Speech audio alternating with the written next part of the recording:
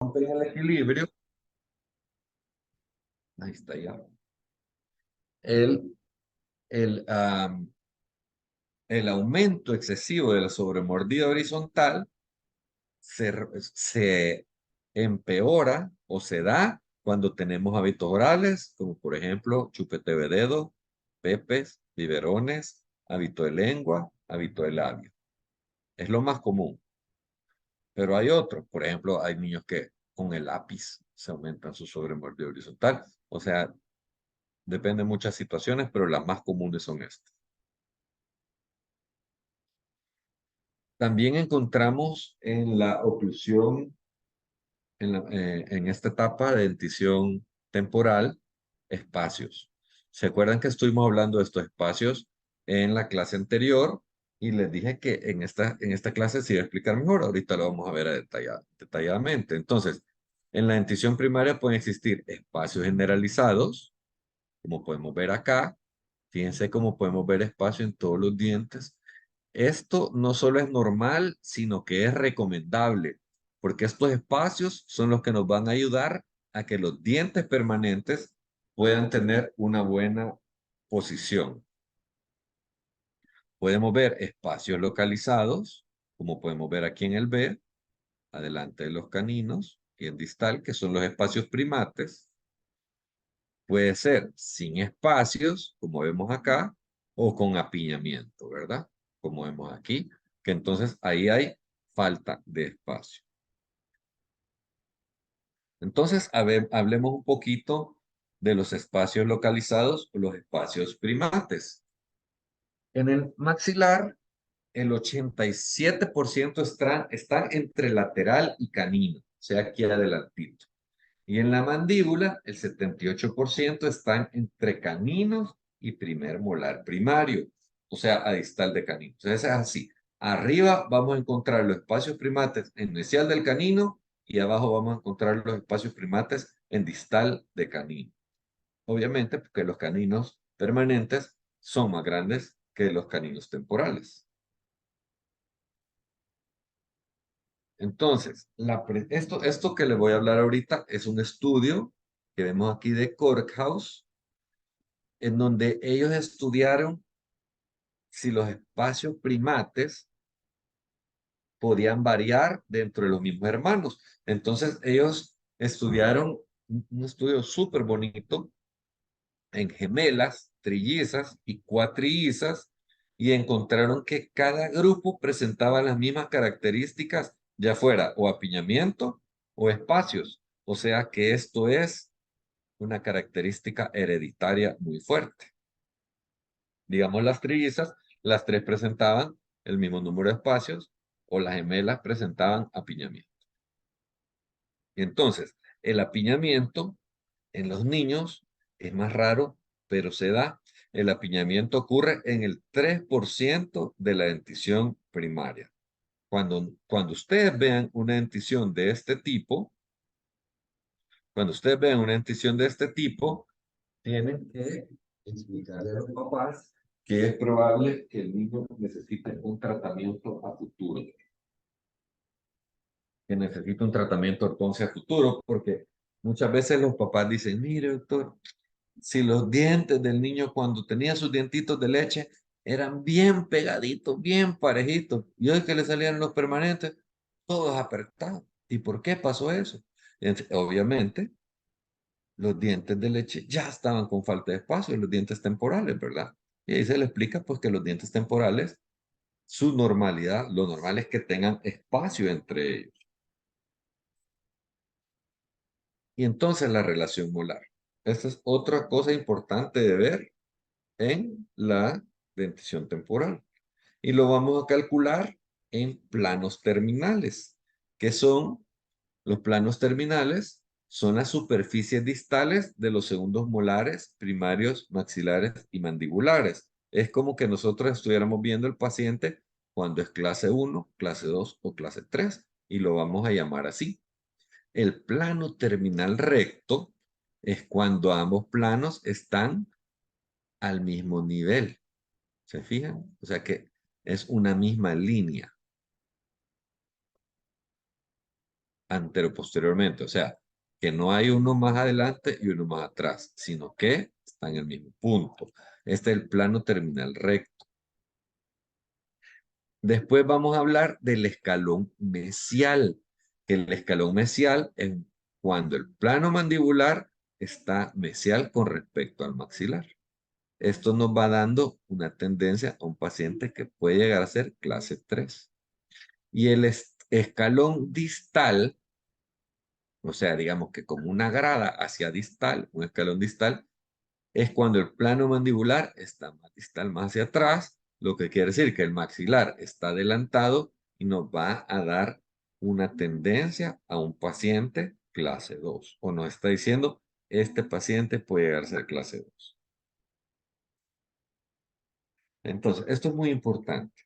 En la dentición primaria, la dimensión transversal y sagital no cambia. Acuérdense, transversal es a lo ancho y sagital es antero-posterior. ¿Ok? Si nosotros vemos que si tengo un dentoformo por aquí, bueno, no tengo un dentoformo, pero no.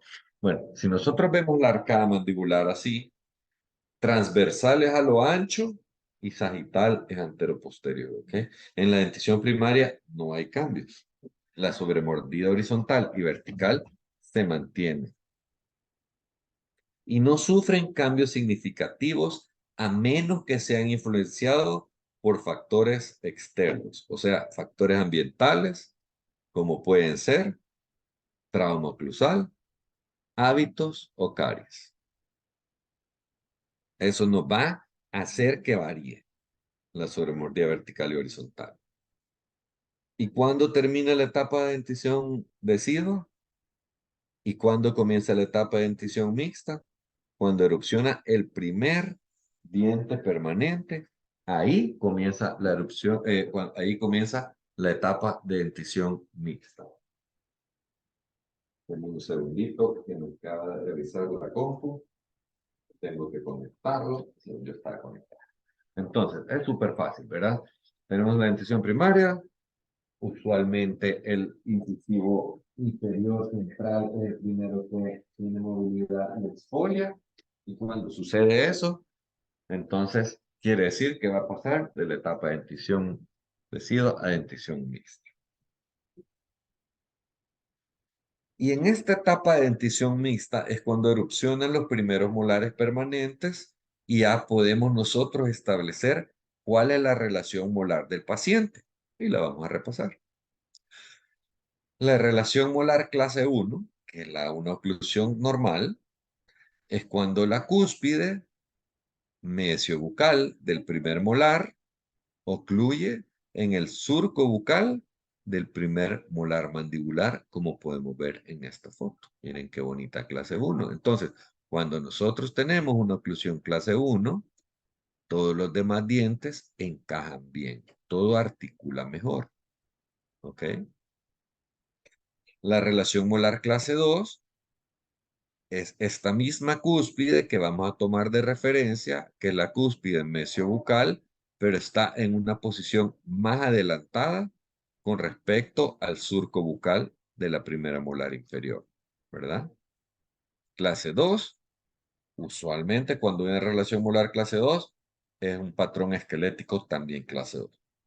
Usualmente, si es que el paciente tiene todos sus dientes completos, porque a veces puede ser que pierda dos premolares superiores y esté en clase 2 molar y sea clase 1.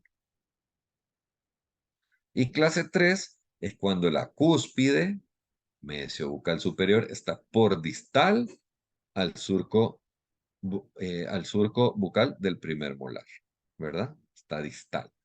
Entonces, fíjense esto que hablábamos en la clase 1, que se ve la articulación de la oclusión bien bonita, cómo comienza a variar cuando tenemos estas relaciones oclusales no adecuadas, ¿verdad?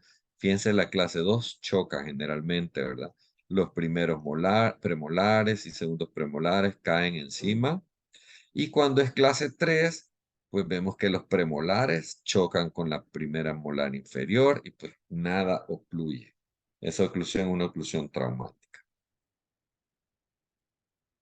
En esta etapa de dentición mixta podemos ver una mordida abierta temporal o transitoria. Esta mordida abierta se da porque la erupción dental no está completada. Entonces vienen saliendo los incisivos y en lo que terminan de erupcionar está esta mordida abierta transitoria. La situación es que esta mordida abierta transitoria puede convertirse a una mordida abierta anterior bien establecida.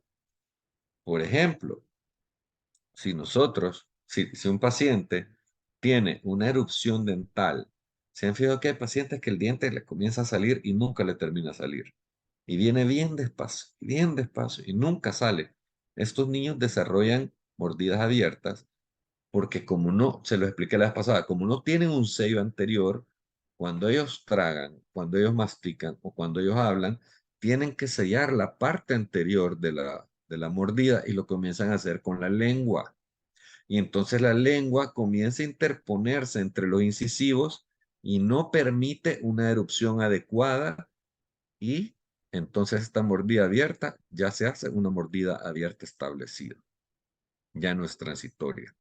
Y esto puede pasar también con un niño que tenga un hábito de dedo, porque lo que sucede es que los niños, cuando tienen hábito de dedo, generalmente tienen los incisivos tirados hacia afuera, ¿verdad?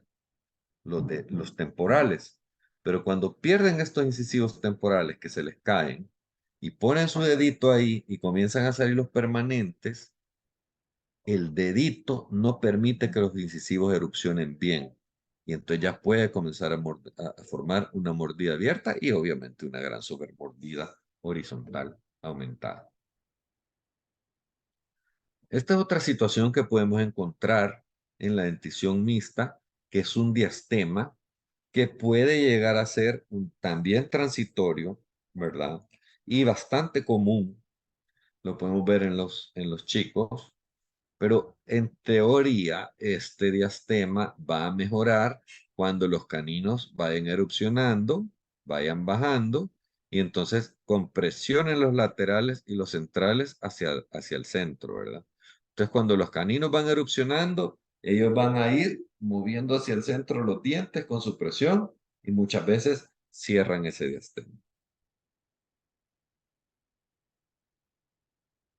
Esto es algo súper importante que vamos a encontrar en la dentición mixta, que es el leeway space o el espacio de deriva, y lo vamos a estudiar mejor.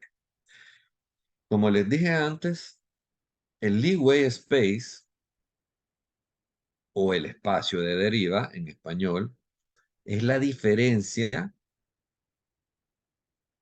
en la medida de la suma de los anchos mesiodistales del canino primer molar y segundo molar primarios menos la suma del menos los dientes que los van a sustituir. O sea, nosotros vamos a sumar los dientitos temporales y después sumamos los que vienen a sustituirlo y vamos a encontrar la diferencia en este tamaño. Recuérdense que yo les expliqué que el primer molar y segundo molar temporal son más anchos que el primer premolar y segundo premolar.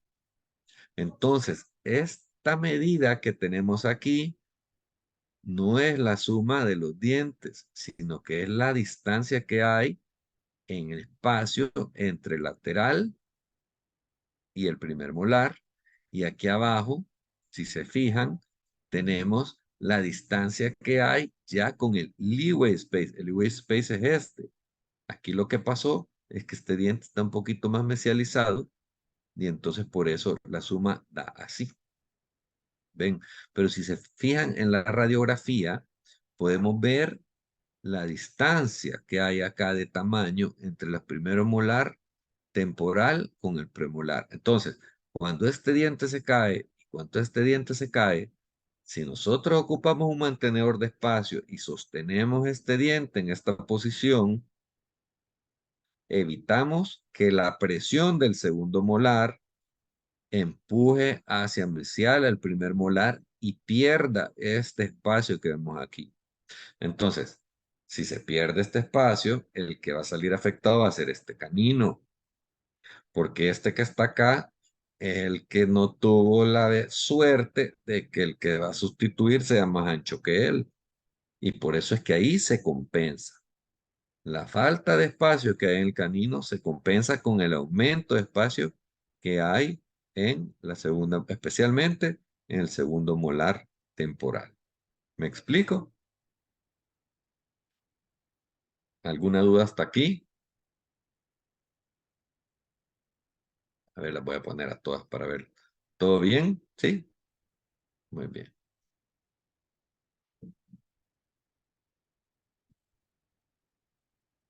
Entonces, también este leeway space ayuda a que el molar permanente inferior llegue a colocarse en una mejor posición, en una mejor relación clase uno, como vemos en esta radiografía. Miren, aquí, esto que vemos aquí es el leeway space, o el espacio de deriva.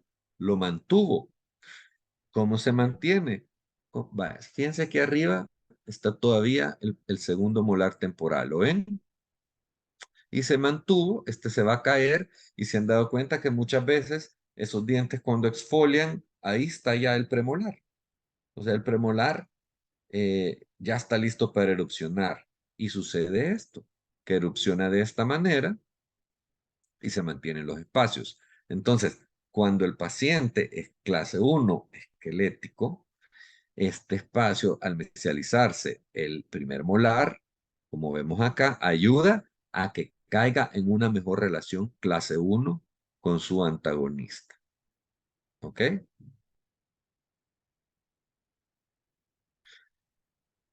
Y entonces, ¿cuál es la deficiencia del Leeway Space? Es lo que vemos acá, fíjense bien. Miren la línea amarilla. La línea amarilla es el espacio disponible extraoral. La línea roja el espacio que hubiera podido tener si este diente no se hubiera mesializado como se ve aquí. Y aquí abajo podemos ver el ancho de todos estos dientes. En la línea roja, perdón, la línea roja es la suma de estos tres. Entonces ya podemos ver cómo la suma de estos dientes es mayor que el espacio disponible. ¿Qué es lo que sucede cuando este se mesializa? Y generalmente siempre vemos al segundo molar aquí encima, empujando hacia adelante, ¿verdad? Miren esta radiografía, miren este canino. Por eso les digo que nunca hay que confiar en los caninos. Miren cómo está. Aquí, en este caso, tenemos que ver si aquí está el central sobrepuesto al lateral o hay ausencia lateral. Yo creo que está sobrepuesto. Aquí se alcanza a ver. Lo que pasa es que no me acuerdo quién es este paciente. Esta es una radiografía bien vieja, pero yo lo tenía pues para mis explicaciones, ¿verdad? Y ahorita me voy a salir un momentito de la presentación porque quiero enseñarles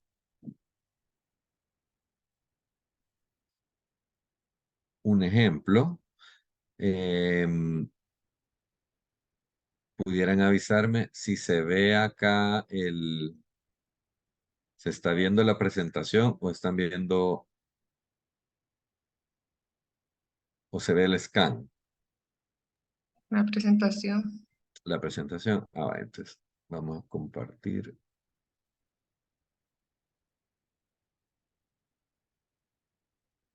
Hola, vamos a compartir el scan.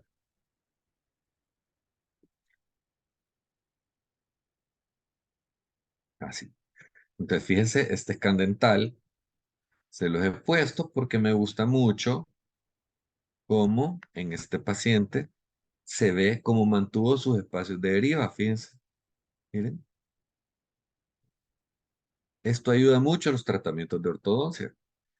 Él tuvo la suerte que mantuvo sus espacios de deriva de una manera natural. ¿Ve? Miren acá, acá hay otro, acá hay otro, acá hay otro. Y si tenemos un poco de apiñamiento anterior. Entonces, si nosotros ya vemos la oclusión, a ver como que fuera modelo de yeso, Se ve un poquito clase 2, ¿se fijan? Un poquito aumentada la sobremordida horizontal. Está clase 2 molar también, pero como están estos espacios de deriva, eso va a ayudar a que, por ejemplo, vamos a hacer aquí como que el ejercicio, ¿verdad? Imagínense que ya tiene brackets. Entonces, este canino lo vamos a distalar y va a cerrar este espacio. Va a quedar en mejor relación con su canino inferior, va a quedar en clase 1. Y estos premolar y este molar los vamos a mesializar. Vamos a topar este para acá, vamos a topar este para acá y vamos a mesializar todo el molar, todos estos espacios. Entonces ya va cazando mejor la oclusión. Lo mismo de este lado. Imagínense acá, anclamos este molar, distalamos premolar, distalamos primer premolar, distalamos canino. Ya el canino superior queda en una relación más clase 1 con el canino inferior. Y anclamos aquí el canino inferior y mesializamos primer premolar, mesializamos segundo premolar y mesializamos molar, primer molar, y entonces ya va cazando mejor, ya va llegando a una oclusión clase 1 y automáticamente se va corrigiendo la sobremordida, porque como ya tenemos una mejor relación canina, pues también va a mejorar la relación anteroposterior del overjet y el overbite. Esto es un ejemplo del escáner que yo ocupo. Este es el escáner Aitero. Ahora aquí en mi clínica ya no tomamos impresiones, ya lo hacemos todo en scan. Y el próximo laboratorio que vamos a tener, que es la otra semana, primero Dios, lo que vamos a hacer es escanear. ¿Ok? Vamos a hacer parejas y nos vamos a vamos a escanear pues las parejas que hagan a su pareja para que vayan practicando lo que es una escaneada y vayan entendiendo y comprendiendo mejor cómo es este aparato y se van a dar cuenta de todas las virtudes que tiene un escáner intraoral y de seguro se van a querer comprar uno. Gracias. Con su permiso, me pongo un recto de abajo.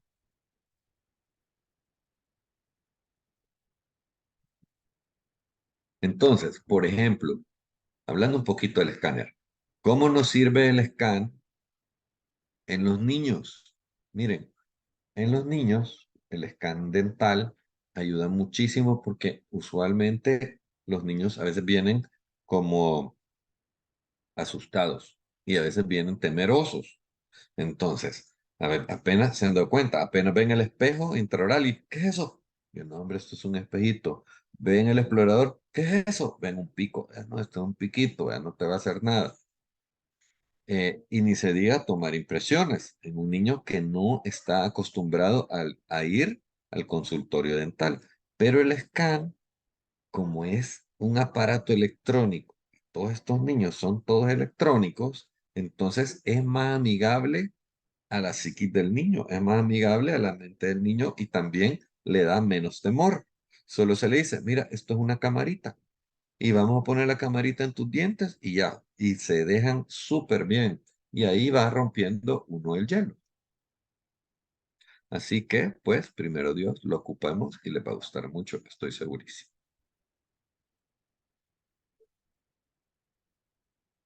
Entonces, este es el Leeway Space. Ya vimos el... Y acá, fíjense que este es una... A ver si se alcanza a ver. Esta es una, ¿cómo se llama? Imagen en donde se va viendo cómo se van perdiendo. No se alcanzó a pasar. Este es un mantenedor de espacio que es el que ayuda a que no se pierda el leeway space o espacio de deriva. Esta era una animación en donde, pues, me sirve de ejemplo para que vean el arco lingual, pero aquí lo que se veía es que perdía la muela y se veía cómo iban erupcionando los premolares y los caninos y se aliviaba un poco el apiñamiento anterior, también con el espacio que se ganaba aquí atrás. Pero no entiendo por qué no se ve. Pero bueno.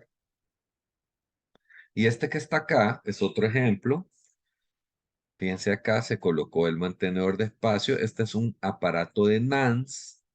Y entonces aquí cuando se caen estas segundas molares, este alambrito se apoya en el paladar y evita que los dientes, las molares, se mesialicen y mantiene estos espacios acá.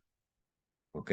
Se fijan en este paciente, tiene muy limitado el espacio de los caninos, pero la idea aquí es que salga el segundo premolar y que se cierren estos diastemas hacia mesial y entonces todo ese espacio se traslada para acá y ya con brackets muchas veces se logra que incorporar los caninos sin necesidad de extracciones, cuidando este espacio. Entonces ustedes, cuando vean que uno de sus pacientitos va a perder alguna molar temporal, van a tener toda la capacidad de poder poner un aparato de estos, porque lo vamos a hacer en los laboratorios también. O, digamos, si pierdes solo un molarcito, vamos a hacer un mantenedor de espacio individual. ¿Ok?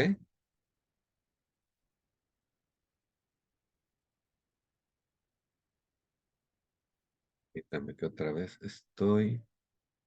Ajá, ahí está. Entonces, 5 mecanismos de ajuste en la oclusión molar a clase 2. Entonces, la erupción directa de la oclusión molar a clase 1. ¿Qué quiere decir esto? Acuérdense que los niños, lo más común es que tengan un plano terminal igual, ¿ok? O sea, que sus molares temporales estén en un plano recto. Entonces, muchas veces, para que las molares permanentes lleguen a clase 1, se da por una erupción directa de los molares en una presencia de escalón mesial y cae en clase 1, puede darse por una mesialización temprana del primer molar inferior al cerrarse los espacios primates, se cierran los espacios primates y entonces el molar inferior se mesializa y cae en clase 1. También algo similar es la mesialización tardía del permanente inferior al ir cambiando los molares deciduos, que fue lo que vimos unas diapositivas atrás. Puede darse también cuando el niño va teniendo un crecimiento mandibular y esto también ayuda a que llegue a clase 1 o la 5, que es un posicionamiento mandibular anterior, que esa obviamente no es adecuada porque no es real. ¿Qué quiere decir eso? Que el niño adelanta su mandíbula porque siente que la oclusión cae mejor, pero no es una oclusión real clase 1. Es un posicionamiento nada más. Entonces, ¿cuáles son los factores ambientales que pueden influenciar en el patrón dental? Primero es la predisposición genética, ¿verdad? La herencia que tengan, la herencia que tengan los pacientes de sus padres. Si padre clase 2, el niño va a salir clase 2. Padres clase 3, el niño va a ser clase 3. O la mamá, ¿verdad? Ese es el primer factor.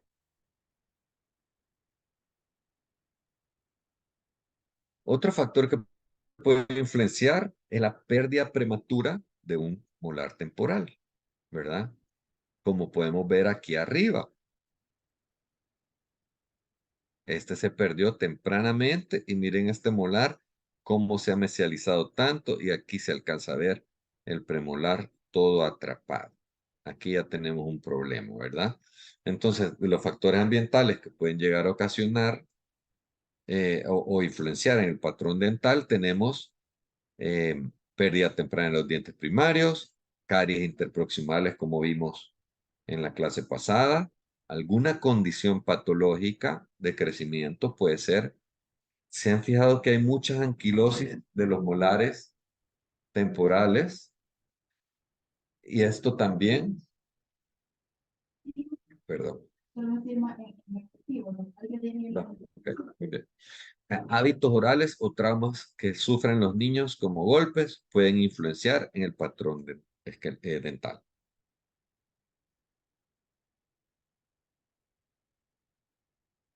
No quiere cambiar esta cosa.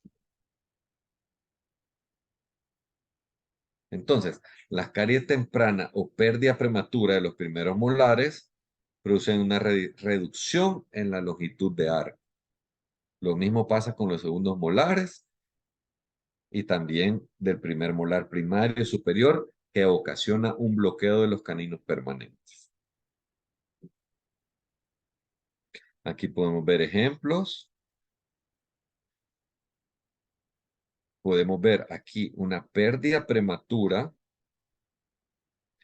del segundo molar, como vemos acá. Fíjense aquí el espacio que tiene, pero aquí se perdió prematuramente y miren cómo quedó atrapado el premolar. Se mesializó el molar por la presión del segundo, ¿verdad? Y del otro lado vemos bien bonito el espacio.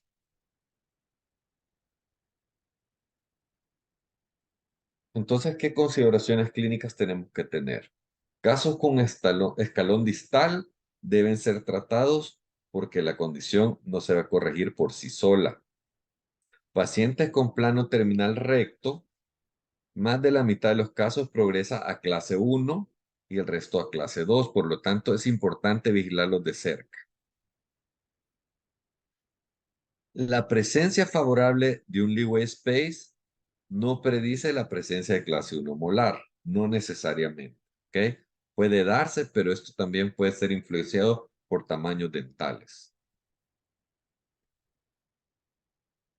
Los cambios en molares es más complejo e involucra cambios dentales óseos, genéticos y ambientales que interactúan por lograr una oclusión. Todo eso en la oclusión de dentición mixta. Todo eso que hemos estado hablando ahorita. Y ahorita nos pasamos a la etapa de dentición permanente. Esta empieza cuando exfolia el último diente temporal. ¿Ok?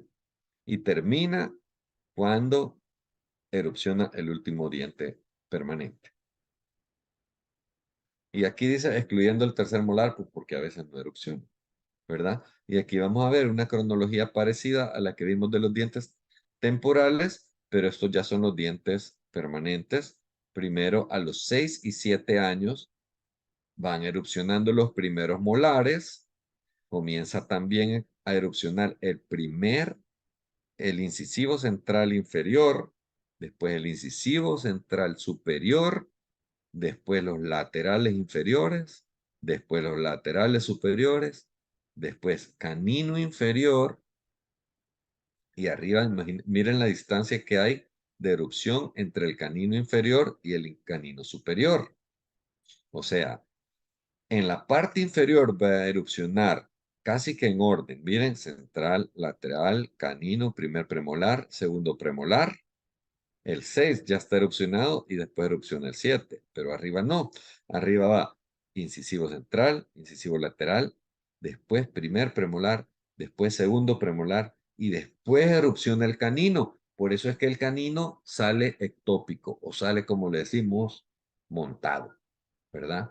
Porque arriba el canino es de los últimos que erupciona, casi al mismo tiempo del segundo molar superior e inferior.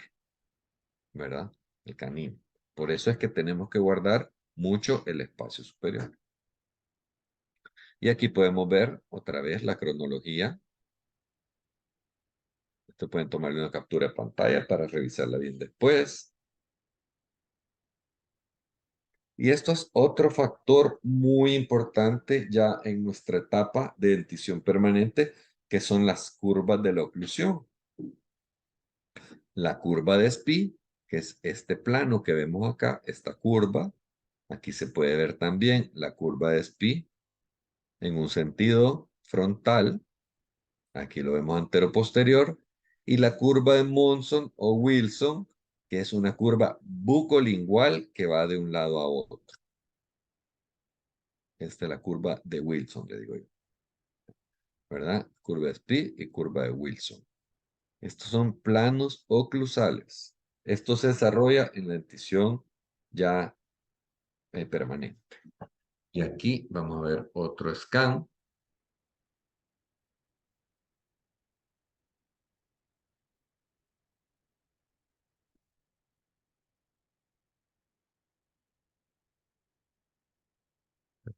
segundito.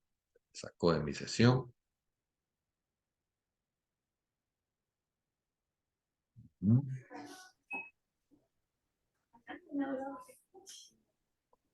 Quiero enseñarles este caso para que se distraigan un poco, porque me imagino que ya están un poco aburridos. El cafecito es muy tarde, pero un cafecito, ¿verdad? O sí. Veo Alma, yo creo que sí tiene un gran café ahí. Vaya, fíjense, este paciente me llegó así. Me llegó con estos brackets. No se los puse yo.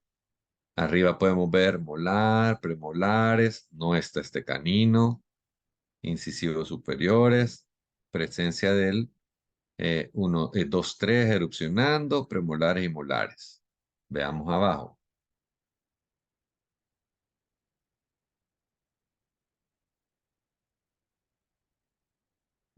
Entonces, abajo se ve primeros molares. Vemos ausencia de segundo premolar. Presencia de primer premolar 4-4. Ausencia del 4-3. Vemos los 4 incisivos en mal posición. Y de ahí del otro lado, ausencia de 3-3 y 3-4.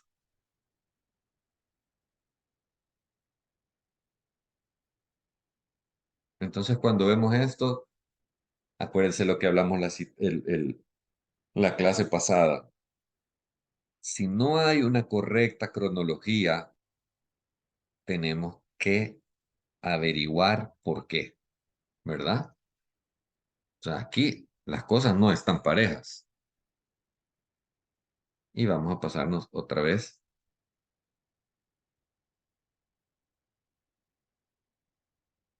a nuestra presentación para averiguar qué es lo que está pasando ahí.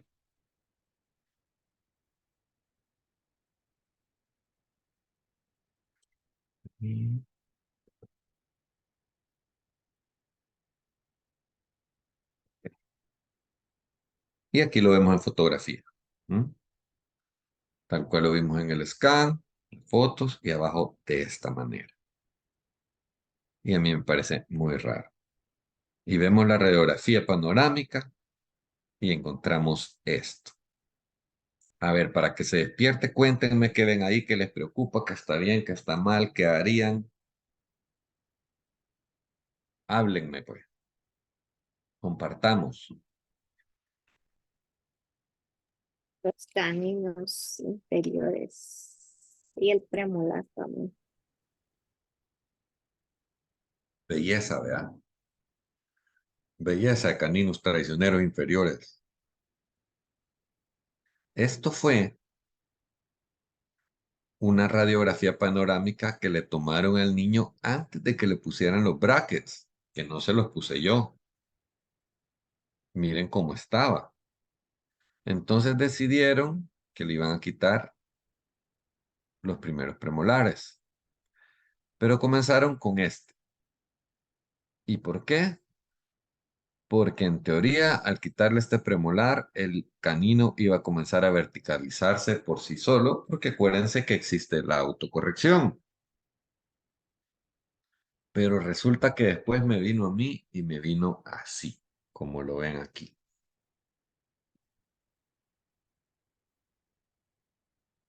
¿Qué tal eso?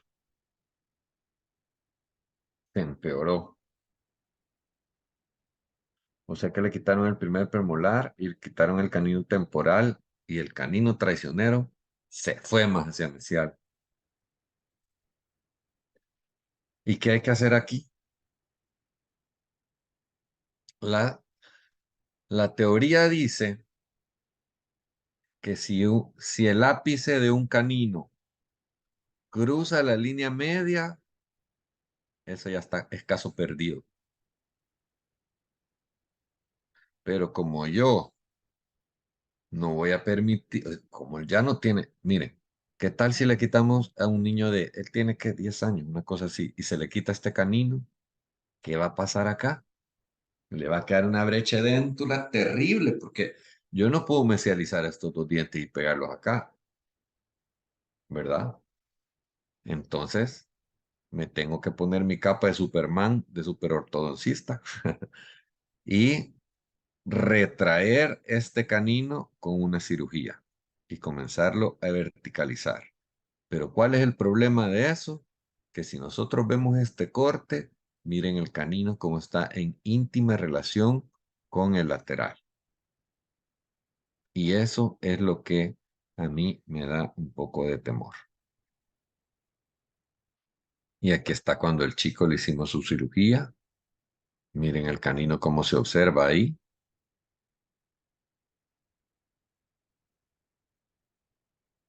Pensé que había una foto del botón pegado ya en el canino, pero pues no, aquí está adentro. Aquí viene la cadena que va hacia atrás y así está como quedó. Esta cadenita la estoy activando aquí desde este molar. ¿Ven? Suavecito. Y